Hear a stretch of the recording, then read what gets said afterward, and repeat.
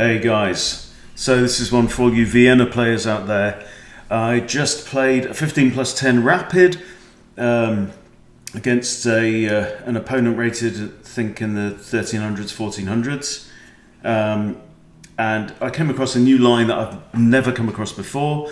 So it's a real exciting game. Just wanted to share it with you, and then I'm going to analyze it as well, and then update my own theory notes on the Vienna. Okay, so I've got the white pieces. I start with e4, e5, knight to c3, the Vienna game. And now we get somewhat of a novelty with g6. Okay, so I'm imagining my opponent wants to fianchetto Figaro here, and maybe he's thinking about f5 and a kind of counter Vienna gambit, which we will see, but then that would definitely open up the king to some unpleasantness there. So I bring out my bishop first of all to c4, targeting f7. Got ideas of bringing my queen out with checkmate threats. Okay, and he goes ahead and fianchettos the bishop. So now I develop my knight rather than going for the obvious checkmate threat. Okay, so the bishop's defending this pawn. I'm attacking it once. So far, so good. Now he pushes a6. Again, a little bit kind of quiet and back foot. Okay, so now I decide to go for d4. Immediate d4, challenge the center. Okay, I've now got two attackers on the e5 pawn. So he's going to have to do something, either defend the pawn, maybe bring out a knight, or capture the pawn. But he does neither. So what he does here is pushes b5, now attacking my bishop. And I've got a few options here. But one thing I realise, this diagonal is open. Okay, so I thought for a while on this move, and what I was evaluating is bishop sack on f7. Everyone's favourite move, my favourite move in chess, okay, which I did miss the other day. Could have challenged for a queen there. But bishop sack on f7. Now if king takes, my knight can come to here, but more importantly to here on g5, supported by my bishop, yeah, with check, and then my queen's going to be able to come into f3. Also, my knight's ready to jump into d5 with the normal threat against c7, also challenging some of those key squares around the king. So I thought, let's do it. Let's go for it, right? Front foot style, king recaptures. Okay, so now knight g5. If I'd have gone here, he could have traded off his bishop and doubled up my pawns, right? Still not a bad situation, but here the queen can't take. Right, because it's defended by the bishop. So the king only has, what, 3 squares to go to, right? If you can't capture the knight, you have to move the king. Okay, so the king's gone back again, and now queen f3. Okay, so what's he got? Okay, so the king can't stay where he is. Either the king has to move to one of these 2 squares, or something has to block on here. But I realised that if bishop blocks, I have d takes e5. The bishop will be pinned on that square. Same deal with the knight. If the knight goes there, I have d takes e5 hitting the knight, which should then win material. Okay. The move that I expected black to play here was queen to f6, because in that case, I've got pawn takes, but then he can trade off queens, right? Probably knight recaptures would be the case, but he doesn't do that. He brings out his knight, so d takes e5, attacking the pinned piece, and this is already looking a bit ropey. Okay, so the king moves, I grab the knight, bishop takes. Now he's got 2 attackers now on this knight. He's got the bishop and the queen behind it. Okay, so something needs to be done. I could retreat the knight, but h3 is a really bad square. I can't go there really, I can't go there. So that's really my only choice. So can I defend the knight again? Well, I could use my queen. Queen's got a few squares where she could go to defend the knight. even potentially there. But I decide instead to push h4, right? The king has lost castling rights. This rook is trapped in the corner. I want to winkle that dude out of the corner. Okay, so I'm now defending the knight with my pawn and with the undeveloped bishop still on c1. The king now moves forwards.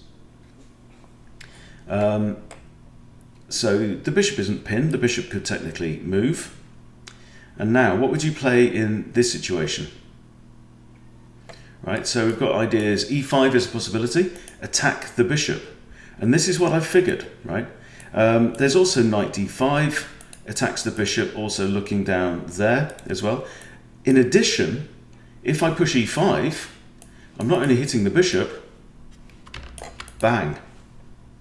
Discovered attack against his queen's rook as well.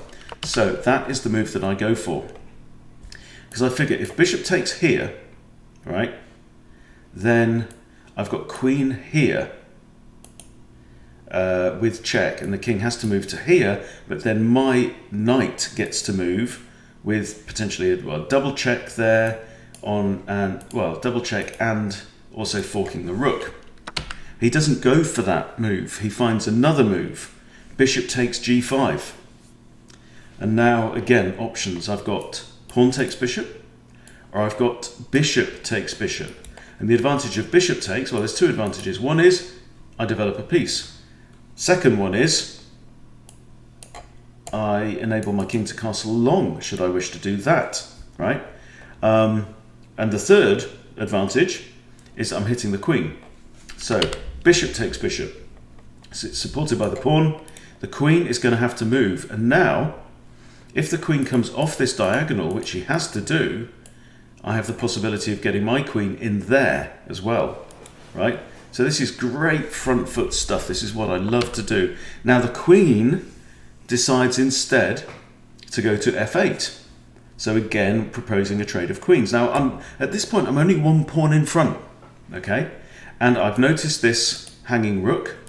Okay, so I could, for example, I could simply take the rook. That's one idea. Okay. Another is bishop f6 check, which means either the queen takes, which isn't going to happen, or the king is going to have to move to one of these squares, in which case I've got more checks, lots of ideas. So I decided to throw that one in because the rook is still there. I've got that in my pocket, right? No one's taking that away from you. That's yours to keep. Okay. So I throw in the check, also skewering the king against the rook. King moves back to g8. Now, I have a free rook. But if I take the rook, he's got queen takes, pawn takes, king takes bishop. Okay? And in a sense, the threat is now gone. Because I've, I'm up in material, right? I'm up basically an exchange. So I'm going to be plus 3 points. So I thought, no. Let's throw in another check here, right? And now what's he got, right? King can't move, right? So the only out for black is to block with the queen. So he blocks with the queen. Now, again, I could simply trade queens. And if I trade queens, I win the rook as well outright, because king has to recapture. Then I get the rook, and then my bishop can come back here to safety, okay? But I decide not to do that. I decide to grab the rook. It's a free rook, right? The king is kind of stuck, and black has no checks. You know, black can't attack me at this point. So I'm attacking the knight. If the knight moves, I'm hitting the bishop behind it as well, okay? And at this point, my opponent actually simply resigns, okay? So that, I think, was a very interesting Vienna. So what's interesting here is that I want to look to see, have I made any mistakes in that attack? I'm pretty sure it's fairly dominant, but look, yes, here we go, there's a blunder, right? And a missed win, and a mistake, okay? So it's actually got black slightly in front at a couple of points in this game. So let's go through it, okay? Already an inaccuracy, g6. Okay, that's an inaccuracy. Threatening winning material. What does it want me to do? Develop the knight and try and hit this pawn? Let's see. Best move was, according to the machine, d4 straight away. Don't see how it's... Well, I mean, it's threatening to win the pawn, but... Anyway, I preferred this. He fianchettos the bishop, good move. Okay, knight f3 is good, but a better move, f4. Right, kind of delayed Vienna gambit. That is interesting. Trying to open things up, maybe. Okay, but I didn't do that. I bring my knight out. That's that's a mistake now by black. Okay, d4 now is best. It likes that. Good. Again, that's a good move, but not fantastic. And bishop takes f7 is brilliant. Woo! Happy about that. Amazing. That's not an easy move to find. King takes is best. Wow. Knight g5 is a blunder. You're going to end up losing material after all the trades are done. Wow. Now, how on earth could that be possible? It seems like such a natural move. Knight g5 check is a blunder. Okay, well, let's see the line that the computer is warning me about. King retreats.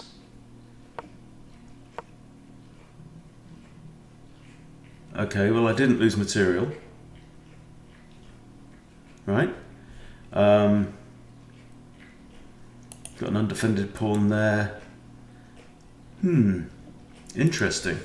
But my opponent played the wrong move here, right? My opponent, instead of king e8, king f8, and that is the blunder. Oh, there was a winning move. Was there a winning move? Wow. Fascinating stuff. Well, this is going in my notes. This really is.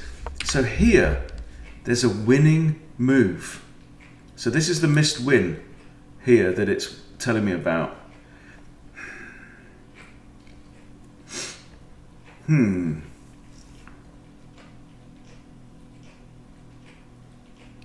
It's not, surely not pawn takes, because then I'm kind of out of checks, eh?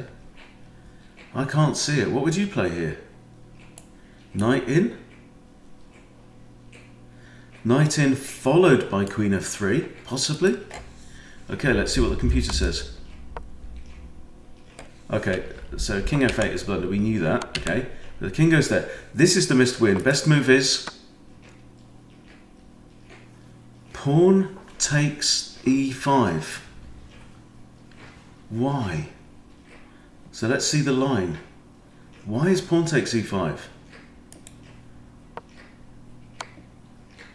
Then queen there. And then, right, so I'm covering. So this is a move that I did play, okay? But I did it later on in the game. Wow, fascinating stuff.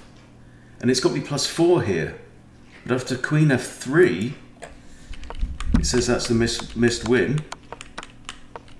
So I play this. Knight f6 is a blunder, which we knew, right? The best move was queen blocks, absolutely. Okay, so he would have actually been slightly better, in fact, after that move. So, very interesting. But he played this, that's the best move, and now I'm back again winning. Right, +3.3. That's a mistake. It says he should have developed a piece. Maybe, should he have developed a piece? Saying bishop there. Huh, okay. But so yeah, king g8 is a mistake. I'm now nearly +10. E takes is a mistake because could have captured with the queen.